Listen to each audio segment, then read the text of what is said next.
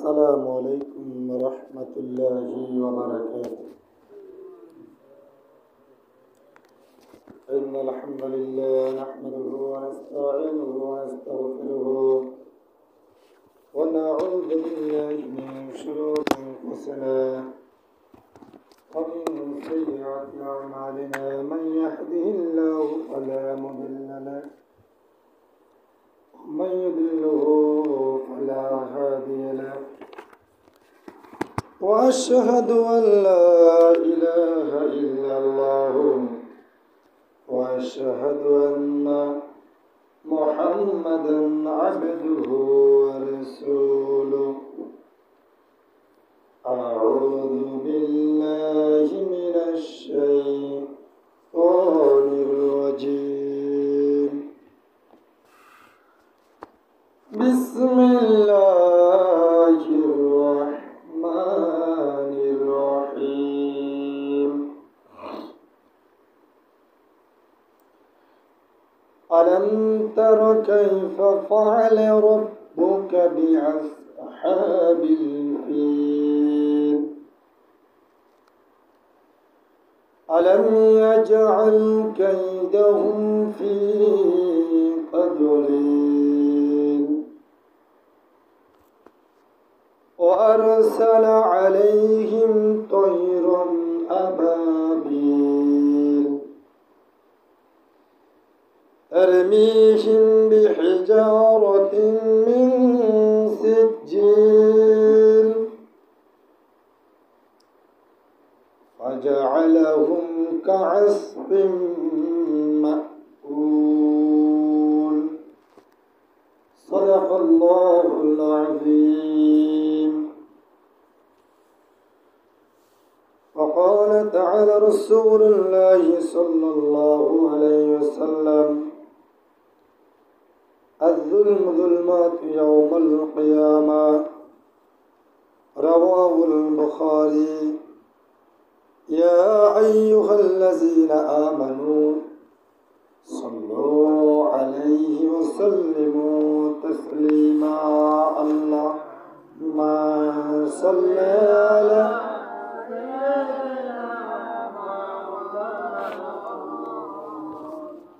وعلى آل سيدنا.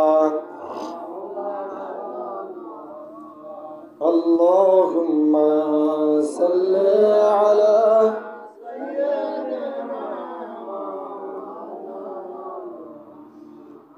وعلى آل سيدنا. তায়েফের কথা ভেবে কাঁদে শুধু দু নয়ন, এমন দরদি পেতে কাঁদে মন অনুক্ষণ। আল্লাহুম্মা সাল্লি আলা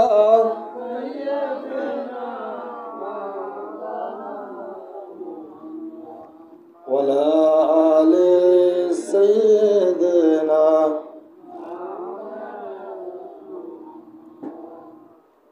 بلغ العلا بكماله كشف الدجى بجماله حسنت جميع صالح صلوا عليه وآله।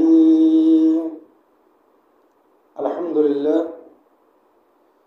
শুকরিয়া আদায় করি মহান রব্বুল আলামিনের, যে মহান মালিক আমাদেরকে শারীরিক মানসিক সুস্থ রেখেছেন, নেক হায়াত দান করেছেন এবং পবিত্র জমাদুল আউয়াল মাসের প্রথম রজনী, প্রথম জুমার দিনে আজানের সাথে সাথে তার পবিত্র ঘর মসজিদে আমাদেরকে আসার জন্য তৌফিক দান করেছেন।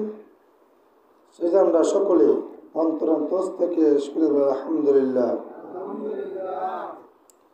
পাশাপাশি মানবতার মুক্তির দূত আমাদের কলিজার টুকরো নবী, নবী কুলের সম্রাট নবী মুহাম্মদ রাসূলুল্লাহ সাল্লাল্লাহু আলাইহি ওয়াসাল্লাম আজকে আমাদের জুমার আলোচ্য বিষয় মসজিদের উপর আক্রমণের ভয়াবহতা। সেই সুবাদে আমরা কোরআনের সকলের পরিচিত একটি সূরা, কোরআনের 105 নম্বর সূরা, সূরাটির নাম সূরাতুল ফিল। এই সূরাটিতে 5টি আয়াত আছে, 1টি রুকু। এই সূরাটি নাজিল হয় মক্কায় প্রথম যুগে।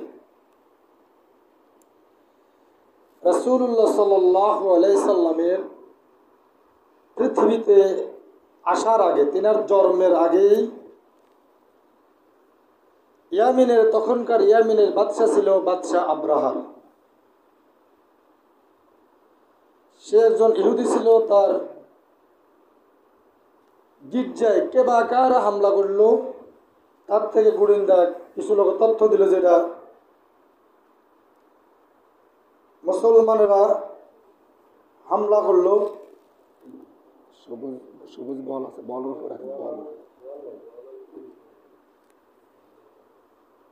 তাহলে তখন সে সিদ্ধান্ত নিল যে আমার মন্দির যখন, গির্জা যখন হামলা করলো, কে বা কারা, আরেকটি বর্ণনা আছে কে বা কারা পায়খানা করে গেল, তাহলে আমি মসজিদুল হারাম মক্কা শরীফকে আমি আক্রমণ করব। তখন সে যখন এই প্রস্তাব দিল, 555 খ্রিস্টাব্দে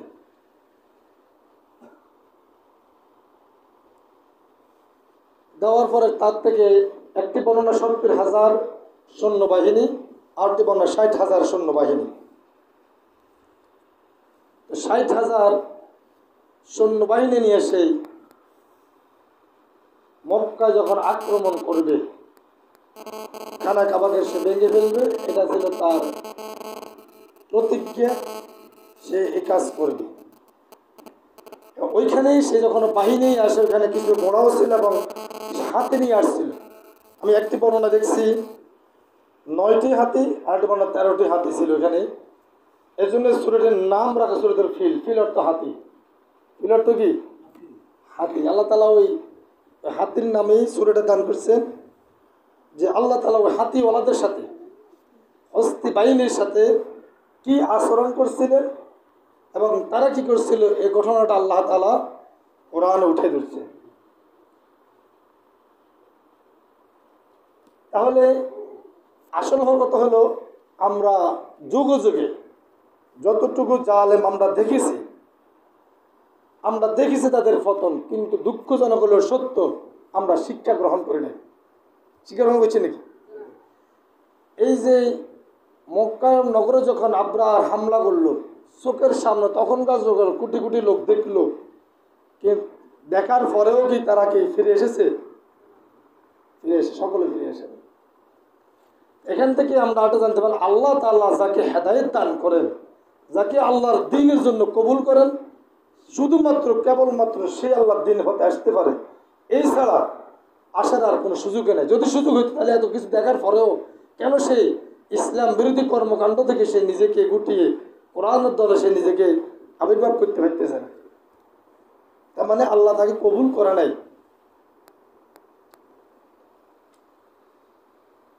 আল্লাহ তাআলা সেখানে যখন সে ইয়ামেন থেকে যখন সে মক্কার প্রান্তরে যখন সে ঢুকে গেল,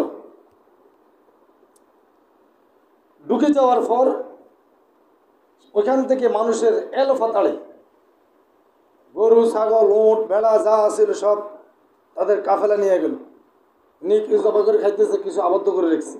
মানে লোকগুলি আমার কাছে আসুক, আমি কি জন্য এসেছি, তখন গরু ছাগল দৌড়ি শুরু করবি।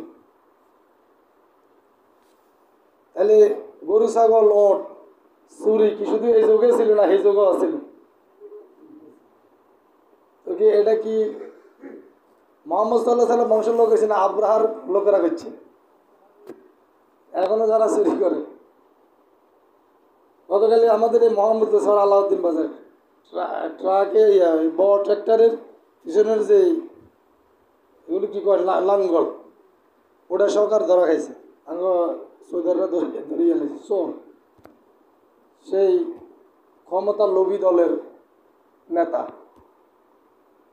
আর নিজেরা তো মারামারি চলতেছে রাত্রে হলে ঘুম নেই একজন এক বড় নেতা আমারে কয় পাহাড়ে হুজুর আমরা বহুত হাজার গুণ কোটি গুণ ভালো আছে না কেমনে কয় দেখেন আপনাকে এত বড় দল কোনো মারামারি কোনো হানারি কোনো কিচ্ছু নেই রাত্রে আরামসে আমরা ঘুমার আর আমরা রাত যখন তাহলে অসুবিধা দেখে আপনাদের আমরা দৌড়ে নিই কয় আর দূরে আমরা কি দৌড়ে আমরা নিজেরা ঠিক নেই নিজেরাই সিটিং বার্ড পাস নিজেদের ডরে এখন ঘুমাইতে পারতেছি না আর আমরাও তো কোনো চিন্তা না কেন কী দল করে নিজেরাই নিজেদের ভয়ে নিজের লোক নিজেকে মারবে এই ডরে এখন অস্থির এই ডরে আছে অস্থির আপনাকে আল্লাহ শান্তি দিয়েছে আগে আল্লাহ দলে আসলে শান্তি এখনও কেন বুঝে আসে না আল্লাহ দলে আমাদের কোনো শত্রু নেই পৃথিবীতে আমাদের কোনো শত্রু নেই যেই কোরআনের পথে চলবে সে আমাদের ভাই মারামারি কেন করবে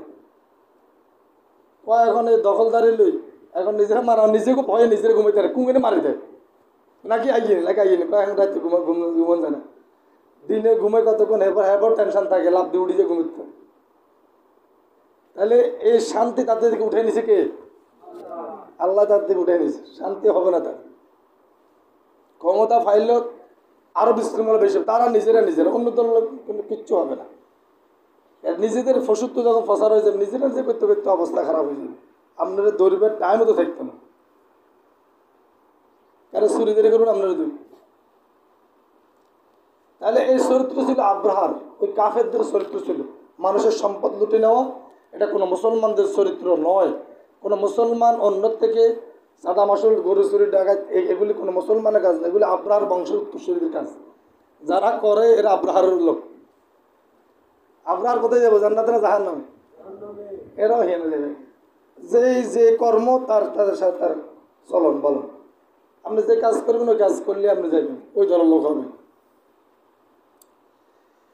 তখন আল্লাহ তাআলা বলেন কোরআনে এই কথাটি নবীকে আল্লাহ তাআলা উঠে দিচ্ছেন কেন নবীকে আল্লাহ তাআলা বলছেন আলাম তারা কাইফা ফাআলা রাব্বুকা বিআসহাবিল ফিল আপনি কি দেখেননি আপনার রব মহান আল্লাহ হস্তি বাহিনীর আগত সাথে কি প্রক্রিয়ায় তাদের সাথে কি আচরণ করেছিল তাদের সাথে কি ব্যবহার করেছিল তাহলে এখানে কথা আসতে পারেন নবীকে আল্লাহ বলছে আপনি কি দেখেননি কি নবী তো তখন জন্ম হয় না তাহলে আল্লাহ কথা কেন বললেন মুফাসসির কেন ব্যাখ্যা বলেন যে শুধু তো নবীর জন্ম হয় না কিন্তু আব্দুল মুত্তালিব সহকারে ওইখানে অসংখ্য ইহুদিরা তখন বেঁচে ছিল যেমন আবু জাহেল উতবা সাইবারা আবু তালেবরা এরা সবাই বেঁচে ছিল এরা ওই হস্তি বাহিনীর ধ্বংসাত্ম দেখেছেন দেখার কারণে আল্লাহ তাআলা এবার বলছে আপনি কি দেখেননি তার মানে ওখানে যারা জনসভায় ছিল সকলকে বলছে আপনাকে দেখেননি নবীকে উদ্দেশ্য করে বলা হয়েছে আপনি কি দেখেননি তার মানে যারা উপস্থিত ছিল তাদেরকেও তখন তাদের একটু স্মরণ করে দিল যে আপনি কি দেখেননি আপনার রব ওই হস্তি বাহিনী হাতি ওলাদের সাথে কি ব্যবহার করছেন তার সাথে কি ব্যবহার হয়েছিল আল্লাহ তাআলা বলেন আলাম ইয়াজআল কাইদাহুম ফি তাদলিল তিনি কি তাদের পাখি বাহিনীর অভিযান তাদের সকল চক্রান্ত ধ্বংসাত্ম করার উদ্দেশ্য ব্যর্থ করে দেননি আল্লাহ তাআলা পৃথিবীতে যত জাতিকে ধ্বংস করেছেন যত ইসলাম বিরোধী ধ্বংস করেছেন কোনো জাতিকে বড় কোনো কিছু দিয়ে ধ্বংস করা হয় নাই বড় কোনো কিছু দিয়ে কি হয় নাই ধ্বংস করা হয় না এই যে আব্রাহার তার সৈন্যবাহিনী ৬০,০০০ সৈন্যবাহিনী নিয়ে আসছে এরা চাইলে মক্কানগরের কিছু বাহিনীকে আক্রমণ করতে পারত মানুষ কিন্তু আল্লাহ তাআলা সেটা করেনি ফাঁকি এখনকার যে ফাঁকিটি যে বর্ণনা আসছেন এখনকার চূড়ায় ফাঁকির মতো চূড়ায় ফাঁকি অনেক বড় জবাই করলে ২১০ গ্রাম খাওয়ান যাবে একজনের কয় নেলা হইব এক নেলা হইতো না এটা ইয়ে করলে এক নেলাও খাই দিতে সেই বাহিনী দি তখন আল্লাহ তাআলা বলছেন وَأَرْسَلَ عَلَيْهِمْ طَيْرًا أَبَابِيلَ তৈরন অর্থ ফাঁকি আবাবিলের ঝাঁকে ঝাঁকে আল্লাহ তাআলা সেখানে কিছু ঝাঁকে ঝাঁকে ফাঁকি পাঠালেন আল্লাহ তাআলা সেখানে কিছু যখন ঝাঁকে ঝাঁকে কিছু ফাঁকি পাঠালো একটা ফাঁকি তা থেকে ফাঁকি পাঠায় ঝাঁকে ঝাঁকে তাহলে এখানে যদি ৬০,০০০ বাহিনী হয় তাহলে ২০,০০০ ফাঁকি ছিল কয় হাজার কেন ছিল? বলে 20,000 কেমনে? একটা ফাঁকির পাথর ছিল একটা তার মুখে, দুইটা তার দুই ফাই ধরে রেখেছে। তাহলে কয়টা হয়েছে? সৈন্যবাহিনী কয় হাজার? 60,000। তাহলে ফাঁকির সংখ্যা হয়ে দাঁড়ায় 20,000। তাহলে 20,000 ফাঁকি, তিমি ফাঁকি মাত্র 60,000 সৈন্যবাহিনী অস্ত্র শস্ত্র সহকারে লই তারা হামলা করছে। আল্লাহ তাআলা বলেন তারমিহিম বিহিজারাতিন মিন সিজিল, ফাঁকি বাহিনী তাদের প্রতি মহাশূন্য থেকে কঙ্কর সাথে তাদের নিক্ষেপ্ত ক্ষেপণাস্ত্র অনুরূপ। এই সূরাতুল ফিলকে গবেষণা করে মহাকাশ বিজ্ঞানে যখন পারমাণবিক বিজ্ঞানে যে পারমাণবিক মারতেছে উপর থেকে যখন তারা শিওর করে মারে, কীভাবে মারলে আবাবিল ফাঁকিকে তারা এই ফাঁকিকে গবেষণা করে তারা এগুলি তৈরি করে এনেছে। ওরা কিভাবে এত সই করে ডাইরেক্ট একবারে যারা শুধু আব্রাহার বাহিনী ছিল বাহিনী গায়ে পড়ছে, আর ব্যতিক্রম কারো গায়ে পড়ে নাই। তাহলে ওই যুগের আব্রাহার উত্তরসূরিরা যারা মসজিদ ধ্বংস করতে এসে নিজেরা ধ্বংস হয়ে গেছে, এখনকার যুগে আব্রাহার গোষ্ঠীরা যারাই মসজিদ ধ্বংস করতে আসবে তারাও কি ধ্বংস হবে কি হবে না? ওই আল্লাহ এখনো আছে কি নাই? আল্লাহর ক্ষমতা মনে হয় নাই। এরা একখানে দার্সুল কোরআন প্রোগ্রাম বন্ধ করছে, কিন্তু পুরা বাংলাদেশে দার্সুল কোরআন প্রতিযোগিতা শুরু হয়ে গেছে। 1000 খান চালু হয়ে গেছে, 1000-এর উপরে মানে কয়েক হাজার দার্সুল কোরআন প্রতিযোগিতা শুরু হয়ে গেছে পুরো বাংলাদেশে। গত 5 দিন এটা হয়ে গেছে বুধবারে। তাহলে বন্ধ করছে একখানে, চালু হয়ে গেছে এখানে 1000 খানে। একটা যদি কেউ যদি কোরআনের এক জায়গায় যদি কেউ আঘাত করে 100 জায়গায় থেকে সেখানে প্রচার হয়ে যায়। ইসলাম ওয়ালাদের সাথে যদি কেউ যদি এক জায়গায় বেয়াদবি করে, আরো আল্লাহ তাআলা যখন ইসলাম থেকে জাগরণ সৃষ্টি 1000 জায়গাতে করে দিবেন। আল্লাহ তাআলা বলছেন তোমরা যদি একজন আমার পক্ষে থাকো, আমার পক্ষে যদি একজন থাকো, তখন তোমাদের 10 জনের বল, যে 10 জনের যে শক্তি ক্যাপাসিটি আল্লাহ তাআলা সে দান করেন।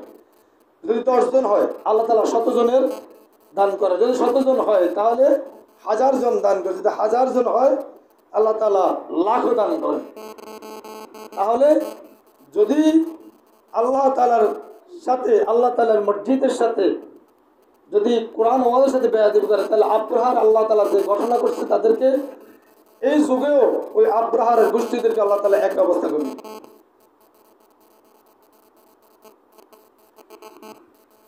তাদের অবস্থা কি হলো? ওই ফোড়া মাটি, এখানে বিভিন্ন বর্ণনা তাফসীরকারক যখন বিভিন্ন বর্ণনা দেখেন, তারা বলছেন ওই কঙ্করগুলি ছিল যেন আমাদের কাদা মাটি থেকে যখন ইট তৈরি করা হয় কঙ্কর, ওটার পরিমাণ বলছে যখন যারা বর্ণনা করছেন বিশেষজ্ঞরা মুহাদ্দিসরা বলতেছেন যে একবার আমাদের দেশে যে বাদাম হয়, যেটাকে আমরা চীনা বাদাম বলি, ওই বাদামের মতো এতটুকু হবে। কেউ বলছে তার সাথে আরও ছোট্ট হবে ওই কঙ্করগুলি। তখন এ ফাঁকে দি যখন রাসূল সাল্লাল্লাহু আলাইহি সাল্লাম দাদা আব্দুল মুত্তালিব গেলেন, যাই যখন তার কাফেলা আব্রাহারকে বলল, আব্রাহার আমি আপনার কাছে এসেছি। আমরা মনে মনে ভাবলি যে তাক আমাদের মাপটা চাইবো, অত ফাটাদের মাপ চাইবো, অথবা কবে যে ভাই আমরা আঙ্গ মসজিদের রক্ষণাবেক্ষণ করি, আমরা আমরা আমরা যা আছে ভুলটুল লেগেছি এগুলি বলবি, তাকে ক্ষমা প্রার্থনা করবো, আমরা হামলা টামলা করি এই ধরনের কিছু ভাবছিল। কিন্তু আব্দুল মুত্তালিব বলছেন ভাই আমার এই কিছু উঁট বেড়া আপনার এই বাহিনী ধরে লইছে, আমার ওই উঁট বেড়াগুলি দিন। বলছি দূর মেয়ে, আমি মনে করছি যে আপনি আমাদের মাপটা চাইবেন, এখন মসজিদে হামলা করুন, আমরা জানছেন আমাদের মসজিদ রক্ষা, আপনার মসজিদ সভাপতি, আপনার মসজিদে কি সভাপতি, আপনার মসজিদ রক্ষা করবেন, আমার কাছে বলবেন। আব্রাহার বলছিল, যখন একথা বলছে তখন আব্দুল মুত্তালিব বলতেছেন যে ভাই ওই উঁটগুলি আর ওই ভেড়াগুলির মালিক আমি, ওই আল্লাহর ঘর মসজিদের যে আপনি যাকে ধ্বংস করতে যাবেন ওর মালিক আমি নয়, ওর মালিক কে? আল্লাহ। তখনও সেখানে 360 জন মূর্তি ছিল। কটা ছিল? তখন এখান থেকে একটা শিক্ষা, আব্দুল মুত্তালিব তখন বলে না যে 360 জন মূর্তি রক্ষা করবে, সে বলছে যে এটা আল্লাহর ঘর, আল্লাহ রক্ষা করবে। এই বিশ্বাস একজন মুমিনের না কাফের ছিল? একজন কাফের বিশ্বাস, আব্দুল মুত্তালিবের, নবীজির দাদা আব্দুল মুত্তালিব একজন কাফের, তার বিশ্বাস ছিল যে আল্লাহর ঘর আল্লাহ রক্ষা করবেন, এটা আমার ঘর নয়, আমার কোনো কিছুই নেই, আমি আপনার সাথে কথাও বলতে আসি না, শুধু মালিক, ওইগুলোর মালিক আমি, আমার উট এবং বেড়াগুলি আমাকে দিয়ে দেন, বকরিগুলি দিয়ে দেন, এর মালিক আমি। কিন্তু কই মসজিদ আর মসজিদের হারাম, এর মালিক আল্লাহ, আল্লাহ রক্ষা, আপনি আর আল্লাহ বুঝাড়া করে, আমার কিছুই করেন না, আমি কিছু করতে পারবো না। তাহলে আল্লাহর প্রতি ওই আব্দুল মুত্তালিবের বিশ্বাস কম ছিল না বেশি ছিল? ওই কাফের পরিমাণে যদি আমাদের ইমান থাকতো তাহলে আমরা কি পারতাম মসজিদ হামলা করতে? ওই আব্দুল মুত্তালিবের ওই কাফের যদি ওই পরিমাণে ইমান থাকতো তাহলে আমরা কি একটা কোরআনের প্রোগ্রাম একটা বাধা দিতে পারতাম? কোনো মুসলমান এটা করতে পারে? নিঃসন্দেহে খবর নেন, এরা যার সন্তান, এদের কোনো সন্দেহ নেই, যারাই কোরআনের বিরুদ্ধে আক্রমণ করবে এদের জন্ম ঠিক নেই। আল্লাহ তাআলা সূরা আল কালামের বলে উতুল্লিম বা'দা যালিকা জানিম, এই অবৈধ সন্তান, যার সন্তানগুলি ইসলাম বিরুদ্ধে কথা বলে, ওখানে যার সন্তানের কয়েকটি গুণাবলী আছে, এর মধ্যে এক নম্বর হলো আল্লাহ বলেন যার সন্তানের এক নম্বর বলে তারা, এই যার সন্তানগুলি সবসময় কোরআনের বিরুদ্ধে লেগে থাকে, এটা ওদের বৈশিষ্ট্য।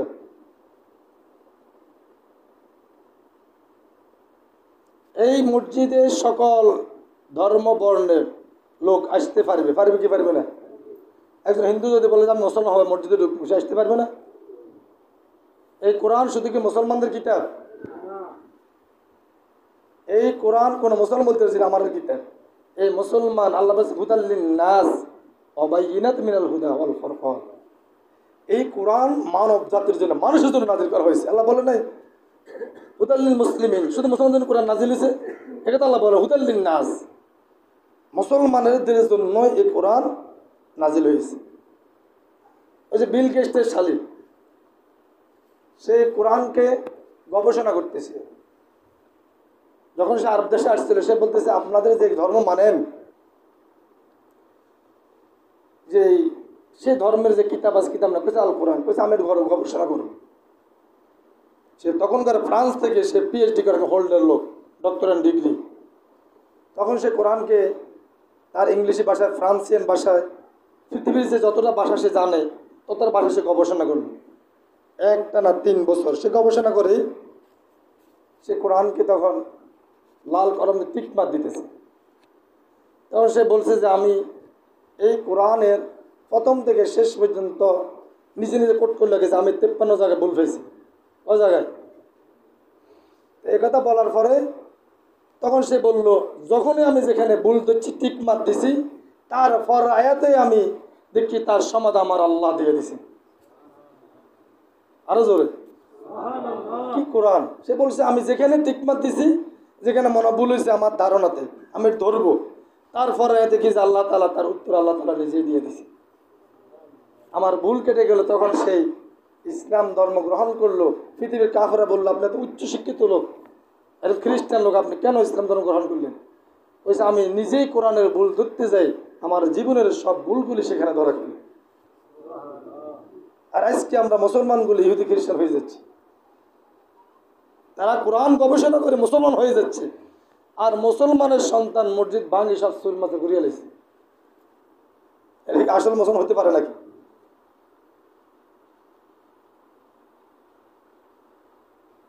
চল্লিশ দিন ছেলেরা যখন নামাজ পড়বে জামাতে সে তাকবীরুল সহিত, আমরা আমাদের মসজিদে প্রোগ্রামটা চালু করছিলাম, কয়েক বছর আমাদের ছিল, আমরা বেশি করে রমজান মাসে একটু চেষ্টা করি চালু করার জন্য, ওরাও চালু করছে। যারা পড়বে তাদেরকে উপহার পুরস্কার দেওয়া হবে, 40 দিন পুরস্কার দিচ্ছে এখানে হামলা করে।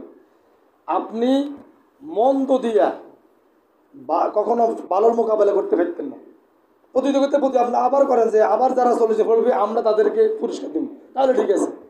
কোরআন তো শুধু তো ইসলামী চলার জন্য, সবাই মানতে পারবে, কোরআনের প্রতি সবাই করতে পারবে, এতে কারো কোনো নিষেধ নাই। আপনি বলেন যে আমরা আজকে আমার বাইরে দার্সুল কোরআন পতিত করছে, আগামীকালকে আমরা একই মোট দার্সুল কোরআন পতিত করবো, সমস্যা কি? আমার বাইরে এক জিল কোরআন সব হাদিয়া করছে, এর দাম 2000 টাকা, আমরা 4000 টাকা দামের কোরআন হাদিয়া করব। ভালোতে ভালো প্রতিযোগিতা হয়, মন্দ দিয়ে কখনো ভালোকে প্রতিযোগিতা করা যায় না। কারণ প্রতিহিত করতে আল্লাহর ঘরে যারা হাত দিবে, যারা ভেঙছে, অসেরই তাদের বিচার। অলরেডি কয়েকজনকে সেনাবাহিনী গ্রেপ্তার করে ফেলছে। সবার দ্বারা শাস্তির আওতা সকলে আসতে হবে। কারণ যে আল্লাহর ঘরের সাথে বেয়াদবি করবে সে বাঁচতে পারবে না। আল্লাহ তাআলা বলেন ফাজআলাহুম কাআসবিম মাকুল, ফাঁকিসমূহ হামলা তাদেরকে বুক্ষিত তৃণ ভুসির মতো অনুপ করে দিল। যখন ওই মারা হলো, যখন ওই পাথরটি যখন তাদের নিক্ষেপ করা হলো, যার উপরে পড়ছে, একজন একটা ফুটবল মাথা দিতে উঠছে, একবারে পচে গলে সাথে সাথে বুসির মতো হয়ে গেছে। এখানে ওলামায়ে কেরাম বিভিন্ন মতভেদ দেন যে বুসির মতো বলতে কি বুঝাচ্ছে। একজনের একটা মত দিল যে গরু যখন তার খাদ্যগুলি খায়, সেখান থেকে তার কিছু খাবার তার মুখের দুই চোয়ালতে যখন পড়ে যায়, পড়ে যাওয়ার পরে এগুলি তার পায়ের তলায় পড়ে যায়। পড়ি এগুলির অবস্থা ভালো থাকে না খারাপ হয়ে যায়? অনেক খারাপ হয়ে যায় না? তখন বলছে ওদের অবস্থা ওই বুসি বলতে ওই খাদ্যের মতো হয়ে গেছে, যেগুলি একদম তাদের অবস্থা খুবই সেকেন্ড হয়ে গেছে। এখন আবরার ডর হলায়, আবরার ডর হলায় যার ফাঁকি কয় কিরে ফাঁকি বেগুন শেষ, মাল শেষ, অজ্ঞা আছে, আছে গোগা এখন অজ্ঞা আছে। কিরে যা কই সিটিং কোনায় হলাইল, কিরে সিটিং বলে মসজিদে হামলা করবো অঙ্কই বলদ কোথায়, বলদের টোকায়। তো ওই আবাবিল ফাঁকির চোখের দৃষ্টিও ছিল, বিভিন্ন বর্ণনায় পাওয়া যায় তারা প্রায় কমপক্ষে তারা 50,000 কিলোমিটার পর্যন্ত তারা দেখতে পেত। এত দৃষ্টিশক্তি ছিল ফাঁকির, ছোট্ট ফাঁকি। ওই আলা যাইতে হলায় হলায় যায় আর কি, আমার ভিতরে তো হলাই যায় একবার ওইখান থেকে ডাইরেক্ট সারে কিনে মাল তোকে রয়ে গেছে বাটফাত, তাহলে কি আছে সিটিং বড় গায়ে রয়ে গেছে, এক ক্যারেট বরাবর করে হলগাল লাগে। তাহলে আল্লাহ মসজিদের সাথে, আল্লাহর ঘরের সাথে, আল্লাহর কোরআনের সাথে যারাই বেয়াদবি করবে, সে যেই হোক, তার পরিণতি ভালো হবে না খারাপ হবে? তার পরিণতি খারাপ হবে। কত খারাপ হবে? এই সূরা ফিলের পুরোটা বিশ্লেষণ সহকারে, ব্যাখ্যা সহকারে পড়লে বুঝে তার পরিণতি কতটা খারাপ। আমরা তো সংক্ষিপ্ত সময়ের ভিতরে অতগুলি বলাও যায় না, এখানে বিশাল আলোচনা। আমরা তো মোট কথা শুধু মূলগুলি আমরা বলছিলাম যে এখান থেকে আমাদের শিক্ষা গ্রহণ করার দরকার। আল্লাহ তাআলা আরেক জায়গায় বলেন সূরাতুল বাকারা, কোরআনের 2 নম্বর সূরার 114 নম্বর আয়াতে আল্লাহ তাআলা বলেন ওয়ামান আযলামু মিম্মান মা'আহা মাসাজিদাল্লাহি আন ইযকারা ফীহা ইসমুহু ওয়া সা'a ফী খরাবিহা উলাইকা মা কানা লাহুম আন ইয়াদখুলুহা ইল্লা খাইফিন লাহুম ফিদ দুনিয়া খিজিয়ুন ওয়া লাহুম ফিল আখিরাতি আযাবুন আযীম। আল্লাহ তাআলা বলেন তার চাইতে আর বড় জালেম কে হতে পারে? তার চাইতে বড় জালেম আর কে হবে যে আল্লাহর ঘরের নাম স্মরণ করা থেকে মানুষকে বাধা দেয়? এই এখানে তোমার কি?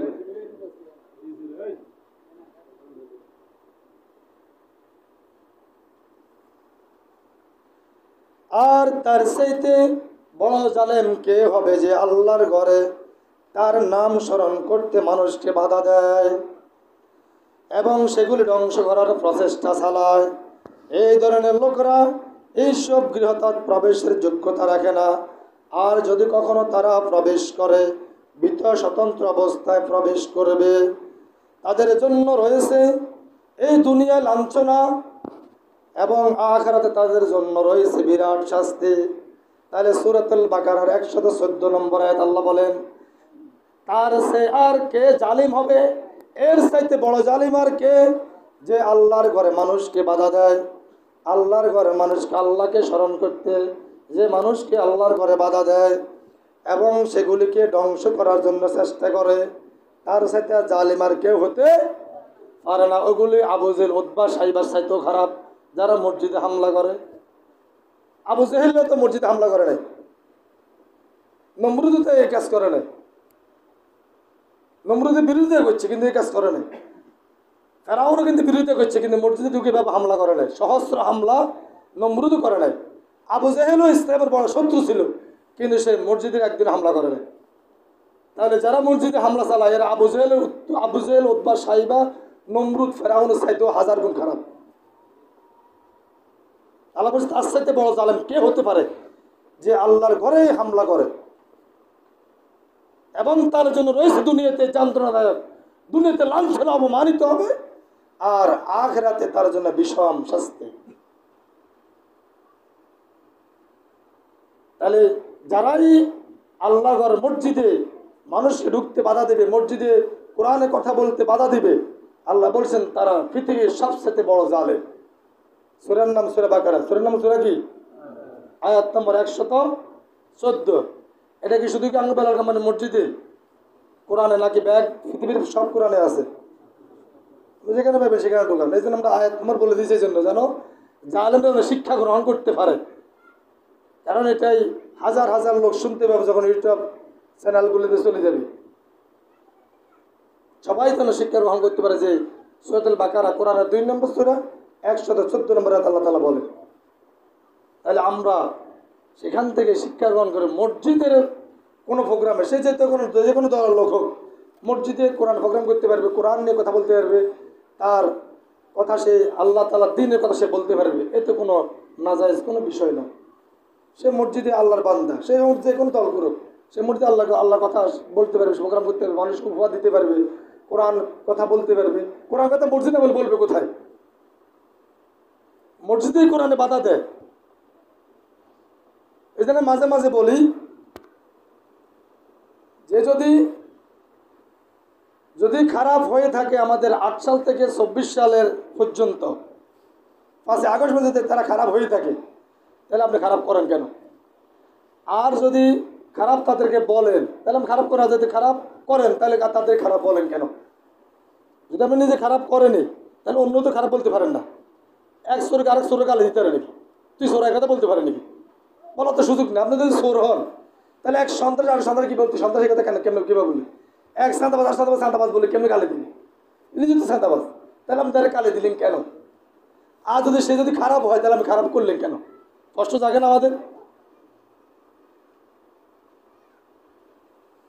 তাহলে মন্দ দিয়ে কখনো মন্দকে ঢাকা যায় না। মন্দটি ডাকতে হলে ভালো কিছু লাগে। মানুষকে ভালো দিকে ডাকলে মানুষ আসবে। আমরা মন্দ দিক জোর জপ্তি খাটাই, সন্ত্রাস চাঁদাবাজি করে পৃথিবীর মানুষের মন কিনা যায় না, যাবে না, যাবার কোনো সম্ভাবনাও নাই। মানুষের মন কিনতে হলে মহব্বত, সুন্দর আচরণ, নম্রতা, ভদ্রতাই পারে মানুষের মনকে কেড়ে নিতে। এই জন্য আমরা এই দেশের শান্তি নাকি অশান্তি? গতকালকে দেখলাম